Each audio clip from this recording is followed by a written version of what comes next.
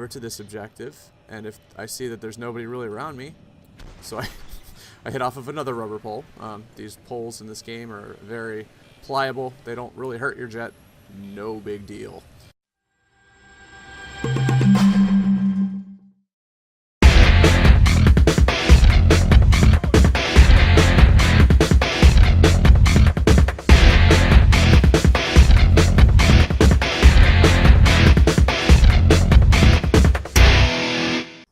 What's up, boys and girls? It's your boy Panic Knife here with thealphagamer.com and TGN FPS.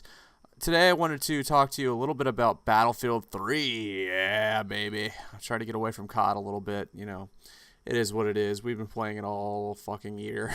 It feels like, anyway. Pretty much straight for the last month and a half or so. So, you know, I wanted to switch it up. I mean, we have some brand new content here in Battlefield 3, and one of those things is back to Karkand's F35 Jet.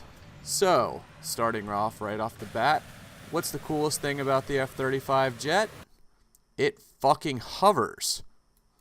Now, as you can imagine, that brings like a whole rack of opportunities up for you.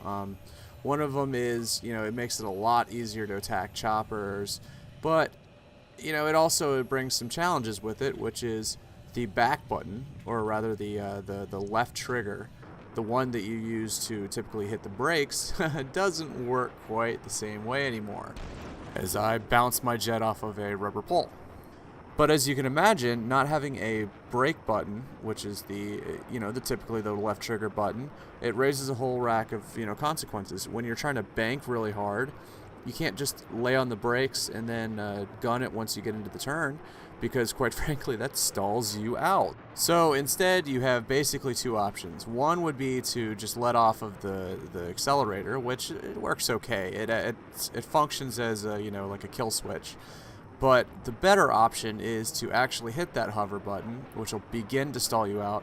And I usually do it for like a 1 type count. Like that's about the amount of time I touch the hover button.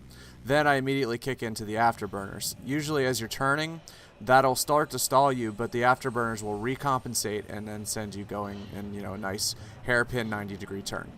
Now, what I'm doing here is I went went straight up into the air, which is a little bit more difficult on the F-35, and made a flip turn and barrel rolled back onto my stomach. Usually that's the best way to make a quick, readjustment back on target. Right now, there's not really anybody in the air against me. I think we might have B, but if we don't, it's mostly just because the map is pretty empty.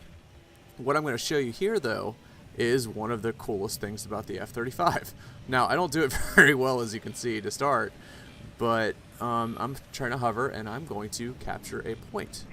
Not this one, but I'm going to keep trying. Now, I didn't really bang up my jet too badly, which was kind of lucky. I'm healing in the air, as you can see. Make another bank turn, and I'm going to make my way over to this objective, and if I see that there's nobody really around me, so I hit off of another rubber pole. These poles in this game are very pliable. They don't really hurt your jet. No big deal. But I hold on to the back button, get myself in the air, and then I land right there. Look at how easy that is. I'm going to sit there and I'm going to gain as many points as I would normally get for shooting down a jet or anything, and all I got to do is just sit on an objective. Now, obviously, if you're being shot at or something like that, or a tank comes by, you're going to have some issues. You're going to need to, switch to rockets, something like that. Right now, I believe I have my heat-seeking missiles on, which is not usually what I run. Usually, I have rockets on, but, that's the sort of how this was rolling in this game. I'll tell you why in just a sec. This is the other coolest part. Basically, all you have to do is hover, land, repair your jet, and you're good to go. Now, in this case, a douchebag spawns in after me and decides to crash my effing jet. Look at this dipshit. I mean, he squad spawned me, which completely whored me, and, he gets the honor of taking my jet and fucking crashing it into a wall. Well done, sir. As an addendum, basically what you're going to want to do is never stay in a squad unless you've got your buddies in the squad with you, if you're playing by yourself and just trying to fly, because that can happen, especially with the F-35. You're less likely to be able to land and save your jet if it's not the F-35 because you can't hover, but you know, it's worth a shot, and if you're going to ever plan on doing that, don't go in a squad. Now, I'm pausing this frame right here for a reason. People have wondered why I often go into third-person mode, and, you know, this is something I do a lot on the console mostly, and I wanted to show you why. Can you spot the enemy jet in this clip? I know I cannot. It takes a lot of squinting, and if you're moving like I was, it is even more difficult. So, where is he? Right there. I mean, wow. How fucking small is that? How insignificant of a speck against the back of the screen is that? So it's a lot harder when you're in this cockpit mode with all the heads-up displays and all that sort of thing to actually find him. So what I like to do is drop out into that third-person mode and use that to spot the guys. Then when you have to switch to your guns and aim and that sort of thing, make your fine adjustments, I switch back into the cockpit. Now, in this case, I get kind of lucky and spot somebody that's just hovering out in the middle of nowhere doing nothing. And getting back to why I was using missiles here instead of rockets, basically I had spotted somebody who had shot me down earlier in the game, got lucky, got a couple of cannons on me. He wasn't using flares, so I decided to switch to, you know, missiles and try to take him down because it was 2-on-1. So I needed to sort of thin out the skies. In this case, this guy was using flares, so my rocket pods were kind of sorely missed. Those do take down pilots pretty well if you aim them well, and they definitely added a huge benefit when you're, you know, strafing the ground. I lost him here, so I decided to go back into the third-person mode and spot him for whatever reason trying to strafe our carrier. And I quickly hit the hover button. He is floating all over the place, going way too slow. Barrel roll and exit his ass with guns. So disabled his vehicle. He's going to bug out pretty soon here, and that is a job well done for your boy Pancake. Of course, that's a little short-lived.